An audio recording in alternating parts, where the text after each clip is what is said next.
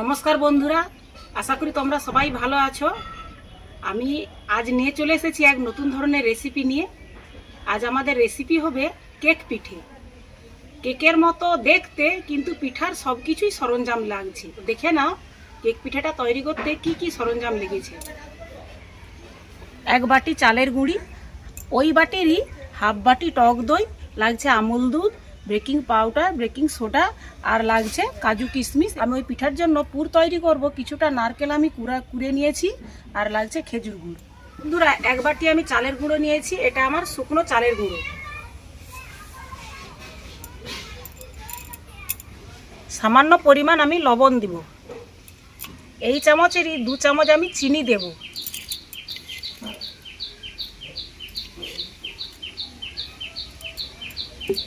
ওই একই চামচের মাপে আমি 2 চামচ গুঁড়ো দুধ নিয়ে নেব।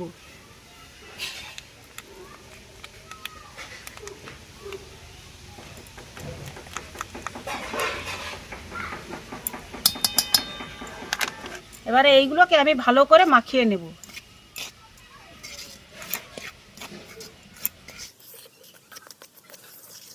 মাখানো আমাদের হয়ে গেছে।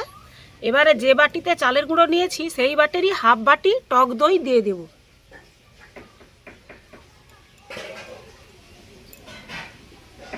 এবার আমি ভালোভাবে মাখিয়ে নেব।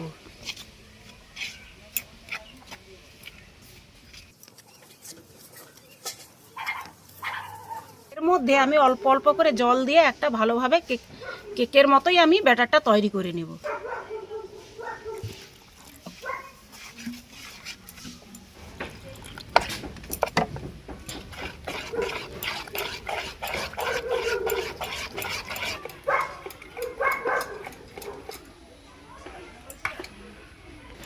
আমার ব্যাটারটা ভালোভাবেই তৈরি হয়ে গেছে। দেখো বন্ধুরা, এইভাবে যেমন কেকের ব্যাটার তৈরি হয় সেইভাবেই ব্যাটারটা তৈরি করতে হবে।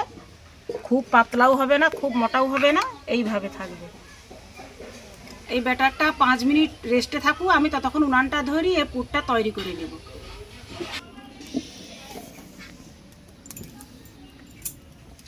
এর মধ্যে এবারে আমার আগে থেকে কুড়োনো নারকেল আমি দিয়ে দিব। দিয়ে দিব একটু খেজুর গুড়,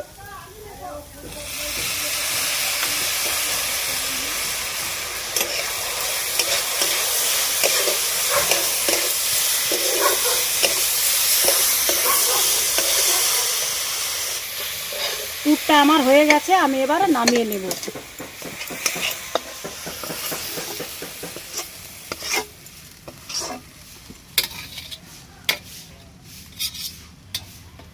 আমি এখানে এবারে একটা জামবাটি নিয়েছি, এতে আমি তেল মাখিয়ে দেব।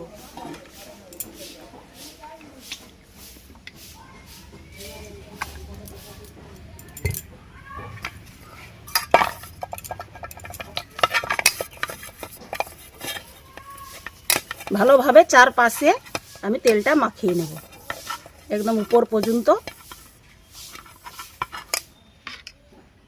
এবারে এর মধ্যে আমি বেকিং পাউডার আর বেকিং সোডাটা দিয়ে দিব। হাফ চামচ বেকিং পাউডার,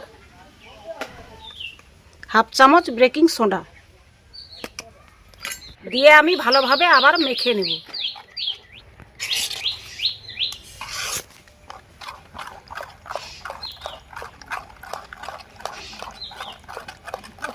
কড়ার মধ্যে কিছুটা জল দেব।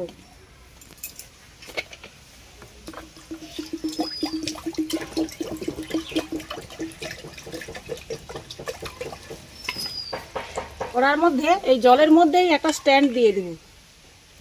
এবারে আমি যে তেল মেখে রেখেছিলাম বাটিতে, এতে আমি এই বাটারটা অর্ধেকটা দিয়ে দেব।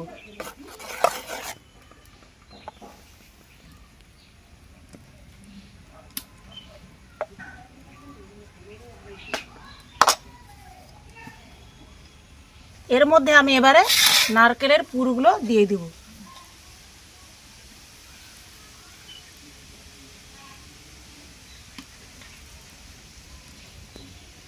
নারকেলের পুরগুলো আমি বিছিয়ে নিয়েছি। এর মধ্যে আবার আর অর্ধেকটা যে ব্যাটার আছে আমি এটার মধ্যে ঢেলে দেব।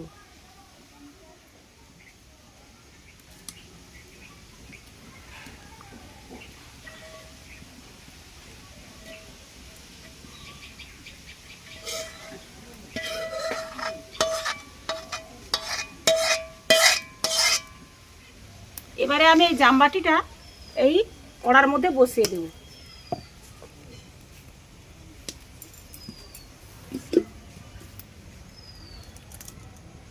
ভালোভাবে ঢাকা দিয়ে দিয়ে আমরা 5 মিনিট সেদ্ধ করে নেব। আমি কিন্তু 5 মিনিট পরে আমি খুলে নিয়েছি। এর মধ্যে আমি একটু ওপরে সাজাবো।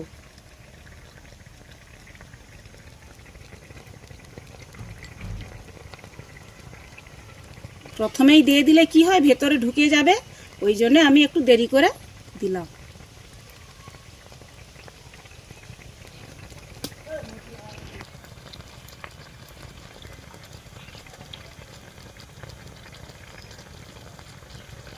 এবারে আমি আরও 10 মিনিটের জন্য আমি ঢাকা দিয়ে দেব।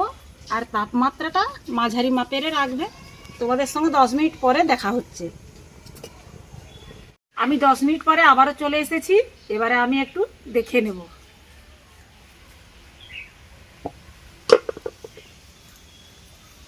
অনেকটাই কেকের মতো, দেখো তোমরা, ফুলে গেছে কত সুন্দর। তো আমরা এই একটা কাঠি নিয়ে চেক করে নেব।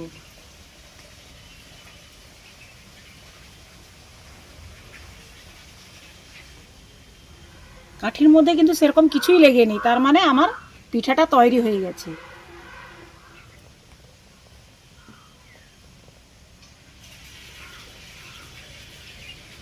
এবারে আমি জামবাটিটাকে নামিয়ে নেব।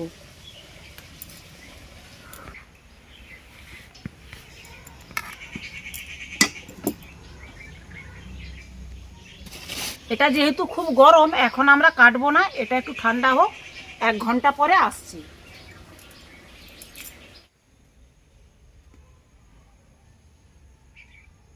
তো বন্ধুরা, আমি 1 ঘন্টা পরে আবারও চলে এসেছি। আমার পিঠাটা ঠান্ডা হয়ে গেছে, জামটাও একদম ঠান্ডা হয়ে গেছে। আমি এবার পিঠাটাকে ছুরি দিয়ে কেটে তুলে দেখাবো।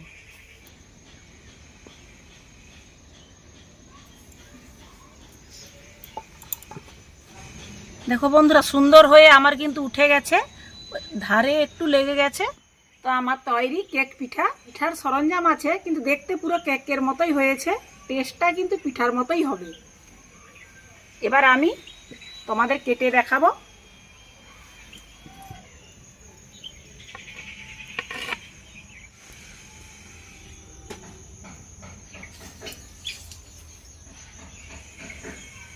দেখো বন্ধুরা, আমার পিঠাটা পুরো তৈরি, একদম নরম। ভালো লাগবে পিঠাটা, এইভাবে তোমরা বানিয়ে খাবে, তোমাদের ভালো লাগবে।